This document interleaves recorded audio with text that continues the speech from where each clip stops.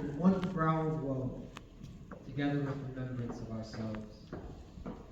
Therefore our sometime sister, now our queen, have we as 'twere with a defeated joy, with mirth and funeral and dirge and marriage, weighing both in equal parts delight and dole, taken to wife. Nor have we herein barred your better wisdoms, which have freely gone with this affair along. For all our thanks.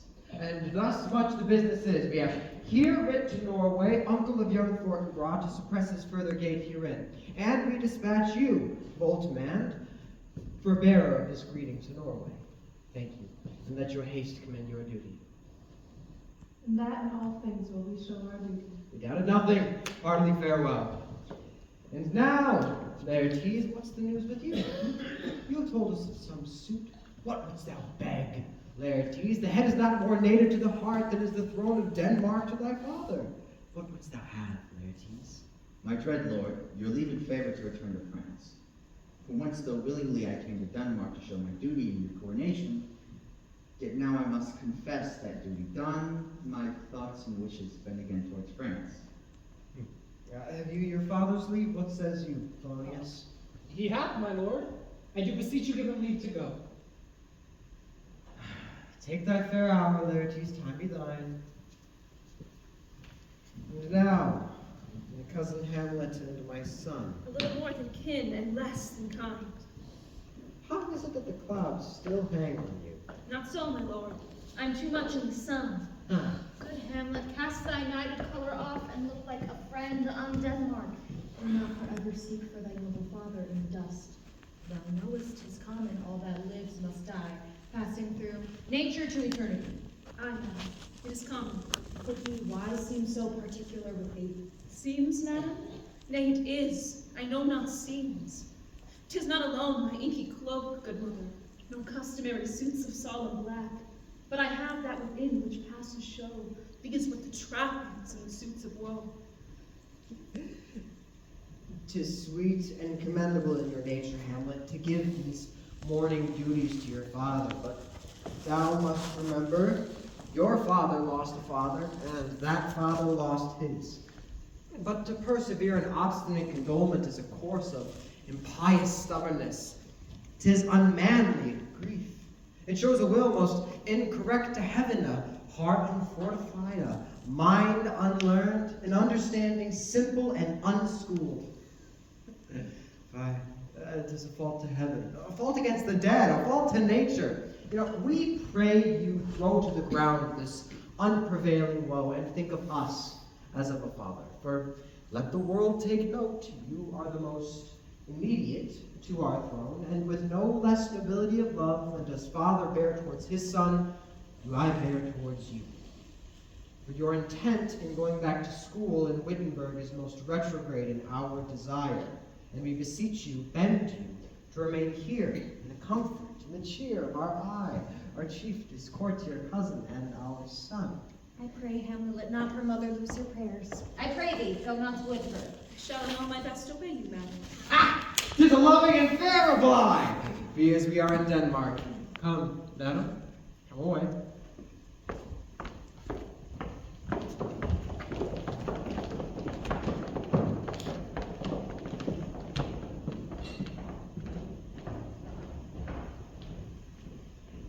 Oh, that this too savvy flesh should melt, thaw, and resolve itself into a dew.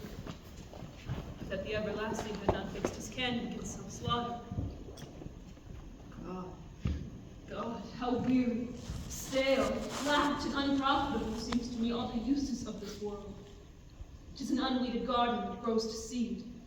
Things rank and gross in nature possess it merely. That it should come to this. 2 months still. Nay, not so much, not 2. So excellent a king, so loving to my mother. And yet, in a month, must I remember, why she would hang on him as if increase of appetite and groan would have fed on him. And yet, in a month, let me not think on it. Frailty, thy name is woman, a little month. God, a beast that once discourse of reason would have mourned longer. Married with my uncle, my father's brother. yet no more like my father than I to Hercules. Within a month she married. Most wicked speed, to post with such dexterity to incestuous sheets. It is not, nor it cannot come to good. But break my heart, for I must hold my tongue. Hail to your lordship. I am glad to see you well. Horatio, or do I forget myself? The same, my lord, and your poor servant, Abbot. But what make you from Wittenberg, Horatio? Marcellus! My good lord. I'm glad to see you well. Good even. But what made you from Wittenberg? A truant disposition, good my lord. I know you are no truant. But what is your affair in Elsinore? We'll teach you to drink deep ere you depart. My lord, I came to see your father's funeral. I prithee do not mock me, fellow student. I think it was to see my mother's wedding. Indeed, it followed hard upon. Thrift, Horatio. The funeral baked meats did coldly furnish forth the marriage tables. My father. Methinks I see my father. Where, my lord? In my mind's eye, Horatio. I saw him once. He was a goodly king. He was a man, taken for all in all. I shall not look upon his like again. My lord, I believe I saw him yesternight. Saw who? My lord, the king, your father. The king, my father? Season your admiration well, and with an attentive ear, till I may deliver the witness of these gentlemen this marvel to you. For God's love, let me hear. 2 nights together had these two, Marcellus and Bernardo, in the middle of the night when thus encountered. A figure like your father appears before them, and with solemn march goes slowly and stately by them. Whilst they, distilled to jelly with the act of fear, stand dumb and speak not to him. This to me in dreadful secrecy in part they did, while I on the 3rd night with them kept the watch, and as they delivered each word was good and true. The apparition comes. My lord, I knew your father. These hands are not more like. But where was this? My lord, upon the platform where we watch. Did you not speak to it? My lord, I did, but answer made it none. Yet, once methought it lifted up its head and addressed itself to motion as it were to speak, but then the morning cock crew loud, and at the sound it shrunk in haste away, and vanished from our sight. It is very strange. As I do live, my lord, 'tis true, but we thought it writ down in our duty to let you know of it. Indeed, this troubles me. Hold you the watch tonight? Yes, my lord. Armed, say you? Armed, my lord. From top to toe? My lord, Yes, from my head to lord. foot. And saw you not his face? Oh, yes, my lord. But looked he, frowningly, Countenance more in sorrow than in anger. pale or red, Nay, very pale. and fixed his eyes upon you? Constantly. I would I did there. With much to amaze you. Very like. Stayed it long? While one with moderate haste might tell 100. Longer. Not when I saw it. I will watch tonight. Perchance 'twill walk again. I warned it will. If it assume my noble father's person, I'll speak to it, and pray you all. So fare you well. Upon the platform twixt 11 and 12, I'll visit you. Our Our duty to your honor. Your loves, as mine to you. Farewell.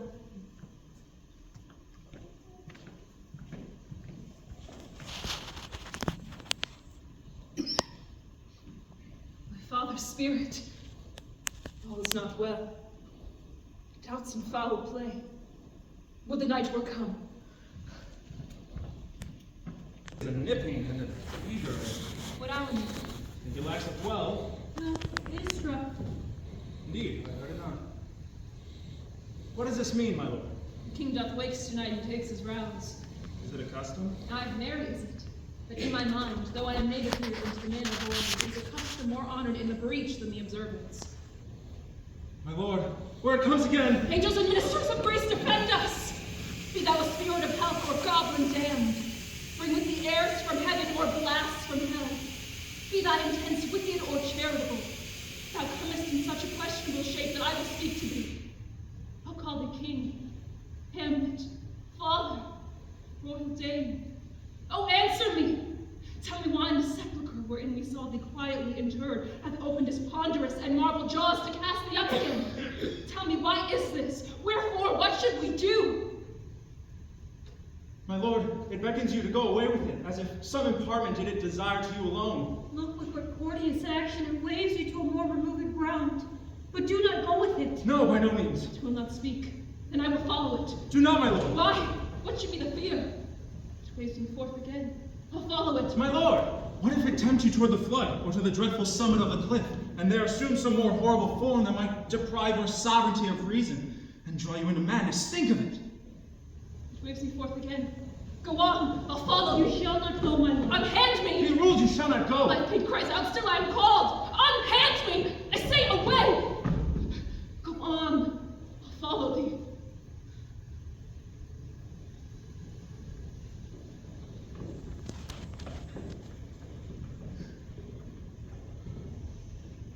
They wax desperate with imagination. Let's follow. 'Tis not fit thus to obey them. Have after it. To what issue will this come? Something is rotten in the state of Denmark. Heaven will direct it. Nay, let's follow.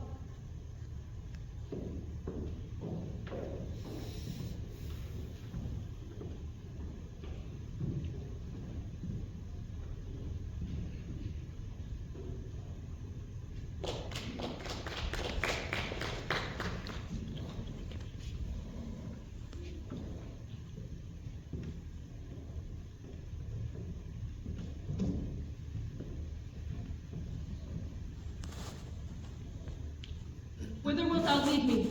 Speak. I'll go no further. Mark me, I will. my hour is almost come, when I to sulphurous and tormenting flames must render up myself. Alas, poor ghost. Pity me not, but lend thy serious hearing to what I shall unfold. Speak. I am bound to hear. So art thou to revenge when thou shalt hear it. I am thy father's spirit, doomed for a certain term to walk the night, and for the day confined to fast and fires, till the foul crimes done in my days of nature are burnt and purged away. List, list, oh list, if thou didst ever thy dear father love, God. revenge is foul and most unnatural murder. Murder? Murder most foul, as in the best it is, but this most foul, strange, and unnatural. Haste me to know it, that with wings as swift as thoughts of love may sweep to my revenge. I find thee out. Now, Hamlet, here. 'Tis given out that sleeping in my orchard a serpent stung me. So the whole ear of Denmark is by my death rankly abused. But know thou, noble youth, the serpent that did sting thy father's life now wears his crown. My prophetic soul, my uncle. I, an incestuous, an adulterate beast, with witchcraft of his wits, traitorous gifts, won to his shameful lust the will of my most seeming virtuous queen. O Hamlet, what falling off was there? Upon a wretch whose natural gifts were poor to those of mine. But so, methinks I scent the morning air. Brief, let me be.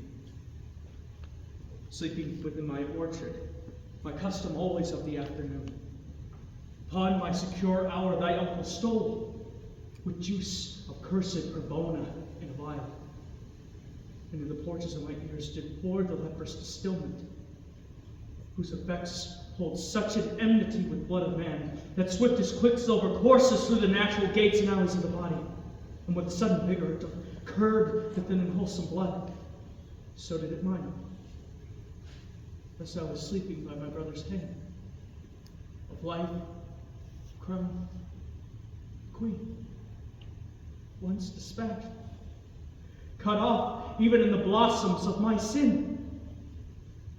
No reckoning made, but sent to my account, with all my imperfections on my head. Horrible, horrible, most horrible, if thou hast nature in thee, bear it not. Let not the royal bed of Denmark be account for luxury and damned incest. But howsoever thou pursuest this act, take not thy mind, nor let thy soul contrive against thy mother aught. Leave her to heaven. Fare thee well at once. The glowworm shows the matin to be near. Adieu. Adieu. Adieu. Remember me.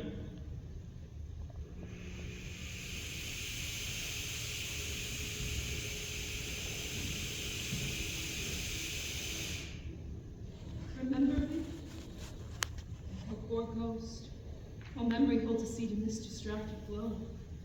Remember me?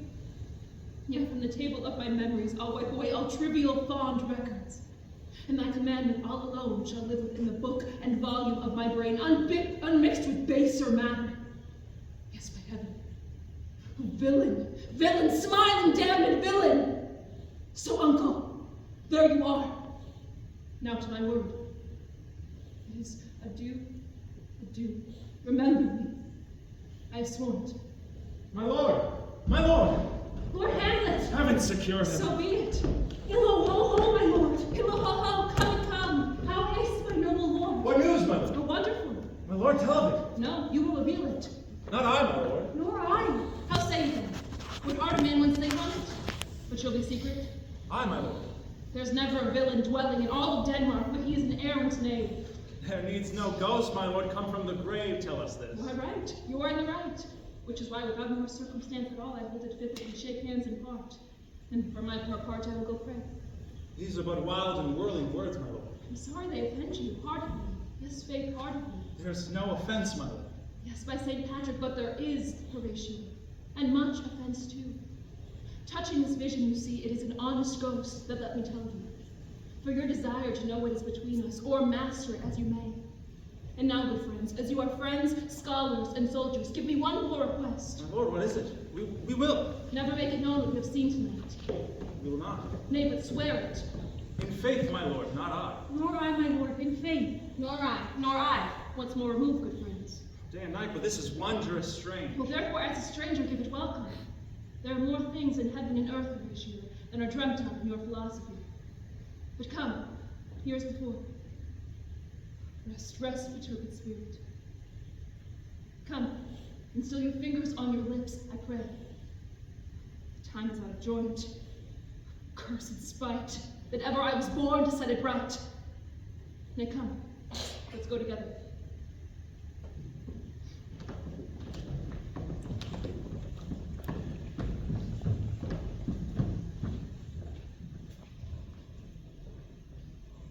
Well, God of mercy. Do you know me, my lord? Excellent well. You are a fishmonger. Not I, my lord. Then I would you were so honest a man. Honest, my lord? Aye, sir. Honesty as this world goes is to be one man picked out of 10,000. That's very true, my lord. For if the sun breeds maggots in a dead dog, being a good kiss and caring. Have you a daughter? I have, my lord. Let her not walk in the sun. What do you read, my lord? Words, words, words. What's the matter, my lord? Between who? I mean the matter of what you read, my lord. Slanderous, sir. For the satirical rogue says here that old men have a wrinkled face, and that they have a plentiful lack of wit. All of which, sir, I most potently and powerfully believe. Yet I hold it not to have it thus set down. For you, sir, shall grow old as I am, if like a crab you could go backward. Though this be madness, there is method in it. Do you walk out of the air, my lord? Into my grave. Indeed, that's out of the air. I will leave her, and contrive the means of meeting between her and my daughter. My lord, I take my leave with you. You cannot take from me anything that I will more willingly part with on, except my life. Very well, my lord. Those tedious old fools. Oh, we go to seek the Lord Hamlet? There she is. God save you, sir. My honored lord. My most dear lord, my excellent good friends, how dost thou, gilded stern? Ah, Rosencrantz, how dost thou, oh? As the indifferent children of the earth. Happy in that we're not ever happy. What news? None, but the world's grown honest. And is doomsday near? But your news is not true. Let me question more in particular. What have you, good friends, deserved that sends you to prison hither? Prison, my lord? Denmark's prison. Then is the world one, a goodly one, in which there are many confides, wards, and dungeons, Denmark being one of the worst. We think not so, my lord. There is nothing either good or bad, but thinking makes it so. To me, it is a prison. But in the beaten way of friendship, what makes you at Elsinore? To visit you, my lord. No other occasion. Beggar that I am, I am even poor in thanks. But I thank you. Were you not sent for? Is it a free visitation? Is it your own inclining? Come, come, deal justly with me. Come, come, Nick, speak. What should we say, my lord? Anything but to the purpose. You were sent for, and there is this kind of confession in your looks. I know the good king and queen have sent for you. To what end, my lord? That you must teach me. Be even and direct with me whether you were sent for or no. What say you? Nay, I have my view. If you love me, hold not off. My lord, you were sent for. I will tell you why. I have a blade, wherefore I know not. Lost all of my mirth. Forgone all customs of exercises. And indeed, it goes so heavily with my disposition that this goodly frame, the earth, seems to me a sterile promontory. This excellent canopy, the air, look you, this brave o'erhanging firmament, this majestical roof fretted with golden fire. Why it appeareth no more to me than a foul and pestilent congregation of vapors. What a piece of work is a man, how noble in reason, how infinite in faculty, in form and moving, how express and admirable. In action, how like an angel. In apprehension, how like a god. The beauty of the world. The paragon of animals. And yet to me, what is this quintessence of dust? Man delights not me. No, nor woman neither. Though by your smiling you seem to say so. My lord, there was no such stuff in my thoughts. Why did you laugh then, when I said man delights not me? To think, my lord, if you delight not in man, what entertainment shall the players receive from you? Hither are they coming to offer you service? He that plays the king shall be welcome. What players are they? Even those you were wont to take such delight in. The tragedians of the city.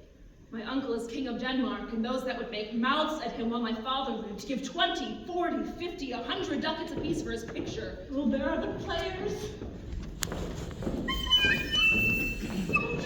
Oh, you are welcome. Welcome all. Your hands then. Come.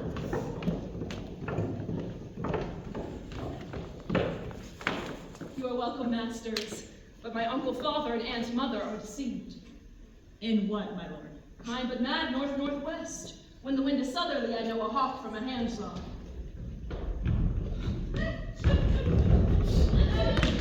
We'll be with you all. Hark you, Guildenstern, and you too. That great baby you see there is not yet out of his swaddling clouds. Happily he is the second time come to them, for they say an old man is twice a child. I prophesy he comes to tell me of the players. Mark it. My lord, I have news to tell you. My lord, I have news to tell you. The actors have come hither, my lord. Buzz. On my honor. Then came each actor on his ass. The best actors in the world, either for tragedy, comedy, history, pastoral, pastoral comical, pastoral historical, scene. Oh, look where my abridgment comes. You are welcome, masters. Welcome all. I'm glad to see thee well. Welcome, friends. We'll have a speech straight. Come, give us a speech of your quality. Come, a passionate speech. What speech, my good lord? I heard thee speaking a speech once. It was an excellent play, well digested in scenes, set down with as much modesty as cunning. One speech that I chiefly loved. If it live in your memory, begin at this line. Let me see. The rugged purist, like the Hyrcanian beast.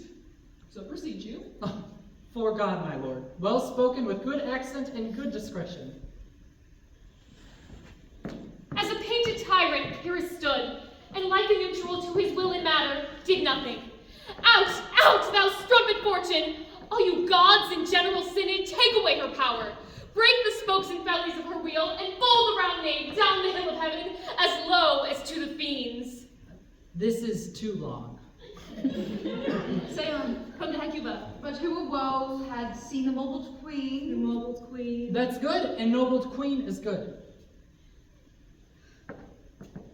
Run barefoot up and down, threatening the flames with Bizen Reu, a clout upon that head where the late diadem stood, and for a robe about her leg and all o'er team's loins, a blanket in the alarm of fear caught up. With a sit scene in tongue in venom steeped, against fortune's state, with treason have pronounced. Look where she has not turned her color and has tears in her eyes. Oh, raving no more. Very well. I'll have you speak out the rest of this soon. Good, my lord. Will you have the players well bestowed? Oh, I will use them according to your desert. God's bodkin, man, much better. Use every man after his desert, and who shall scape whipping? Take them in.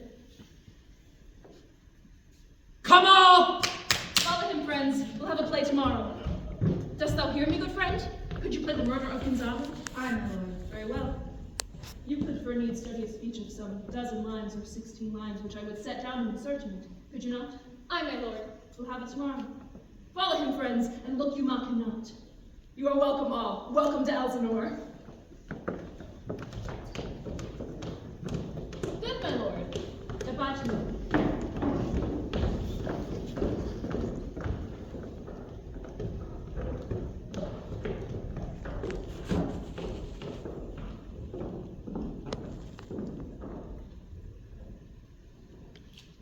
Now I am alone. What a rogue and peasant slave you are. Is it not monstrous that this player here, but in a fiction, in a dream of passion, could force his soul so to his own conceit that from her working all his visage wan? I have heard that guilty creatures sitting at a play have by the very cunning been struck so to the soul that presently they have proclaimed their malefactions. For murder, though it have no tongue, will speak with most miraculous organ. I'll have these players here play something like the murder of my father before mine uncle. I'll observe his looks. If he but blench, I'll know my course. The spirit that I have seen may be a devil, and the devil hath power to assume pleasing shape. And perhaps out of my weakness and my melancholy abuses me to damn me.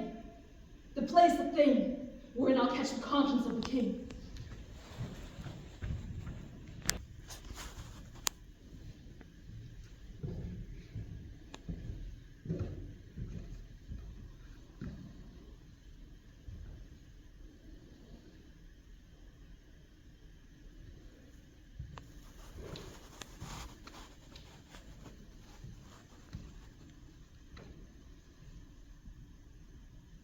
To be or not to be, that is the question. Whether 'tis nobler in the mind to suffer the slings and arrows of outrageous fortune, or to take arms against a sea of troubles, and by opposing, end them, to die, to sleep, no more. And by sleep, to say we end the heartache and the 1,000 natural shocks that flesh is heir to. 'Tis a consummation devoutly to be wished. To die. To sleep, perchance to dream. There's the problem. For in that sleep of death, what dream may come when we have shuffled off this mortal coil, give us pause. For there's the calamity that makes so long life. For who would bear the whips and scorns of time, when he himself might his quietest make with bare bodkin? Who would Fardos bear to grunt and sweat under a weary life, when the thought of something after death, the undiscovered country from whose bourne no traveler returns, puzzles the loop, and makes us rather bear those ills we have than fly to others that we know not of. Thus conscience does make cowards of us all, and thus the native hue of resolution sicklied o'er with the pale cast of thought, and enterprises of great pitch and moment turn awry and lose the name of action. But soft you know, the fair Ophelia, ne'er can thy prayers be all thy sins remembered. Good my lord, how does your honor for this many a day? I humbly thank you. Well, My lord, I have remembrances of yours that I have long and longed to redeliver. I pray you now receive them. no, not I. I never gave you aught. My honored lord, you know right well you did, and with them words of so sweet breath composed as made these things more rich. There, my lord. Are you honest? My lord? Are you fair? What means your lordship? That if you be honest and fair, you should admit no discourse to your beauty. Could beauty, my lord, have better commerce than with honesty? Truly. For the power of beauty will sooner transform honesty from what it is to a bawd. This was some time a paradox, but now the time gives it proof. I did love you once. Indeed. You made me believe so. You should not have believed me. I did not love you. I was the more deceived. Get thee to a nunnery! Why wouldst thou be a breeder of sinners? I am myself indifferent honest, yet I could accuse me of such things. They were better. My mother had not borne me.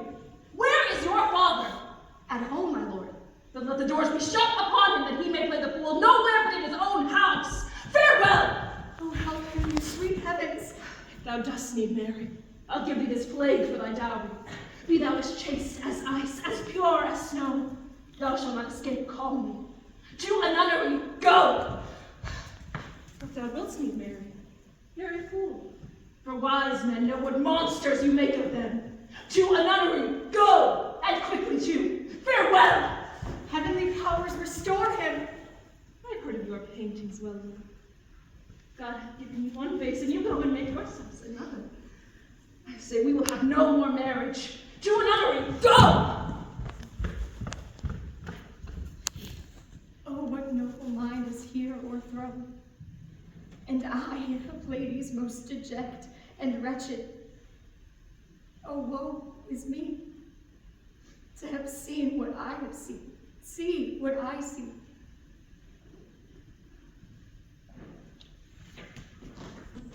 Now it offends me to the soul to hear a fellow tear a passion to tatters, to very rags, to split the ears of the groundlings who are capable of nothing but inexplicable dumb shows and noise. I warrant your honor. Be not too tame neither, but let your own discretion be your tutor. Suit the action to the word to the action, with this special observance, that you o'erstep not the modesty of the nature. I hope we have reformed that indifferently with us. Well, reform it altogether, and let those that play your clowns speak no more than is set down for them. That's villainous, and shows a most pitiful ambition in the fool that uses it. Go, make you ready. How now, my lord? Will the king hear this piece of work? And the queen too, and that presently. Bid the players make haste. Will you two help hasten them? Aye, my lord. But how, Horatio? Yes, my lord, at your service. Horatio, thou art just a man as e'er my conversation coped withal. Oh, my dear lord. Do not think I flatter, for what advancement may I hope from thee? Why should the poor be flattered? There is a place in Act 14. One scene in it comes near the circumstance which I have told thee of my father's death. I prithee, when thou seest act afoot, observe my uncle. If his guilts do not itself unkennel, it is a damned ghost we have seen. Give him heedful note, for I mine eyes will rivet to his face, and after will both our judgments join in the censure of his seeming. Well, if he escape detecting, I will pay the theft. Oh, they are coming to the play. I must be idle. Get you a place. How does our cousin Hamlet, An huh? excellent affair. Like unto the university, you say? I have, my lord, and I was accounted a good actor. What did you enact? I enacted the part of Julius Caesar. I was killed at the Capitol. Brutus killed me. That was a brief part to kill so capital a cap there. Be the players ready? Aye, my lord. They stay upon your patience. Come here, my dear Hamlet. Come sit by me. No, good mother. Here's metal, more attractive. Oh, do you mark that? Lady, shall I lie in your lap? No, my lord. I mean my head upon your lap. Aye, my lord. Do you think I meant country matters? I think nothing, my lord. That is a fair thought. To lie between the maid's legs. What is, my lord? Nothing. You are merry, my lord. Who I? Aye, my lord. What should a man do but be merry? For look you how cheerfully my mother looks, and my father died within these 2 hours. Nay, 'tis twice 2 months, my lord. So long? Died 2 months ago, not yet forgotten? Well, and there's great hope a man's memory may outlive his life half a year.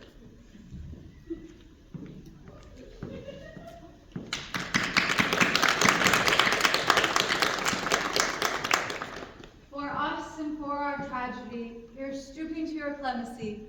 We beg your hearing patiently. Is this a prologue or the posy of the ring? 'Tis brief, my lord. As woman's love.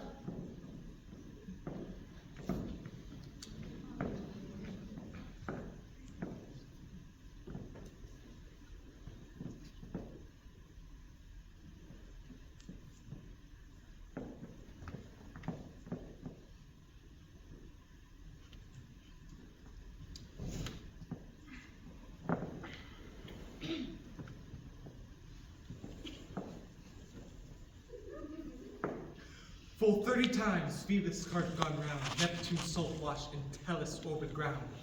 And 30 dozen moons with borrowed sheen about the world have times 1230s been, since love our hearts and Hymen did our hands unite commutual in those sacred bands. So many journeys made of sun and moon, make us again count o'er our love be done.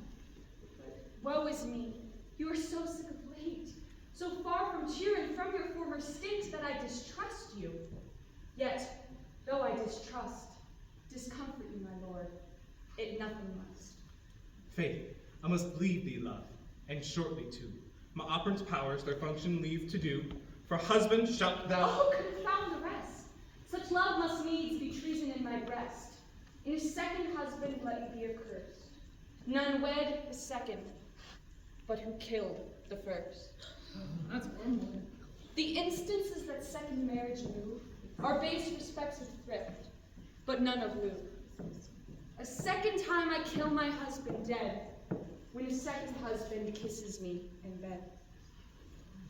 I do believe you think what now you speak, but what we do determine oft we break. This world is not for aye, nor 'tis not strange, that even our love should with our fortunes change. For 'tis a question left us yet to prove, whether love lead fortune, or else fortune love. So think thou wilt no second husband wed, but die thy thoughts when thy first lord is dead. Both here and hence pursue me lasting strife. If once a widow, ever I'd be wife. She should break it now. 'Tis deeply sworn. Sweet, leave me here a while. My spirit grows dull, and fain I would beguile the tedious day with sleep.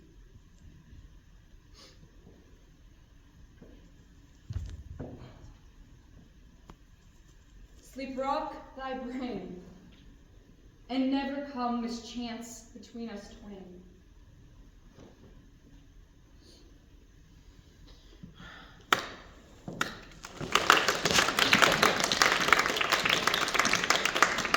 Madam, how like you this play?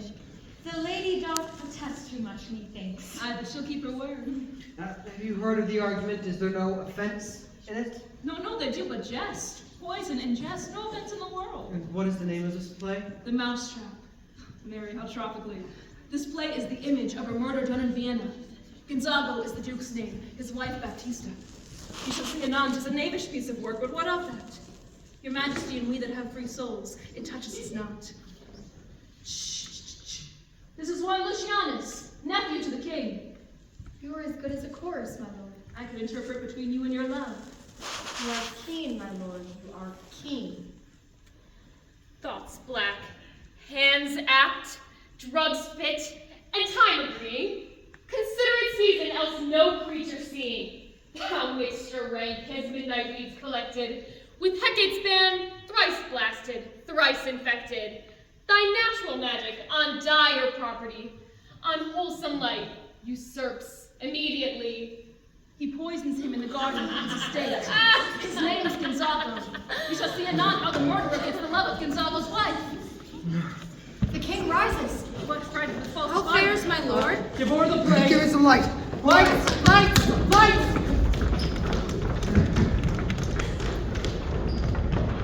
Euretia! I'll take the ghost's word for £1,000. Did this proceed? Very well, my lord. On the top of the poisoning. I did very well note him. Good, my lord. What can I work with you? The whole history. The king? What of him? Isn't his retirement marvelous distempered? With drink? No, my lord, with choler. Your wisdom should show itself more rich. You have signified this to the doctor. Put your discourses in frame, and start not so wildly from my affair. I am tame. Pronounce. The queen, your mother, in most great affliction of spirit, hath sent me to you. To the madam. My mother, you say? Then thus she says, your behavior has struck her into amazement and admiration. A wonderful child that could so astonish a mother. She desires to speak with you in her closet ere you go to bed. I will come to my mother, or she 10 times our mother. Have you any further trade with us? My lord, you once did love me. And still do. These thinkers and stealers. Good, my lord, but what is the cause of your distemper? You do surely bar the door upon your own liberty if you deny your griefs to your friend. I lack advancement. How can that be when you have the voice of the king himself for your secession in Denmark? Aye, but while the grass grows, the proverb is something musty.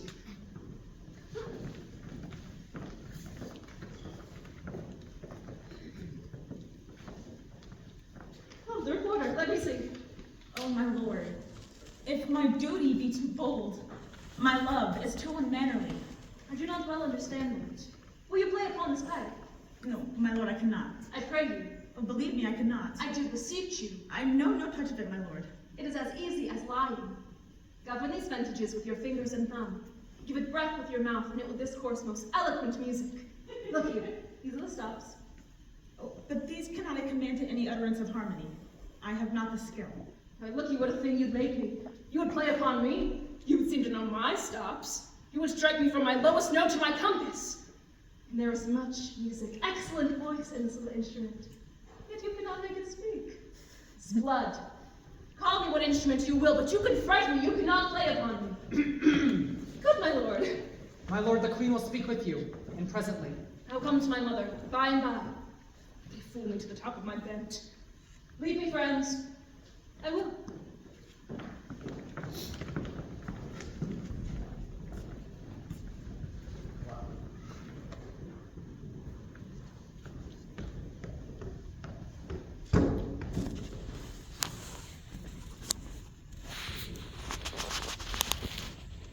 Now the very witching time of night, when churchyards yawn and hell itself breaks out contagion to this world. Now I could drink hot blood and do such bitter business as the day would quake to look on. But soft, now to my mother. O heart, lose not thy nature. Let me be cruel, not unnatural. I will speak daggers, but use none. My tongue and soul in this be hypocrites.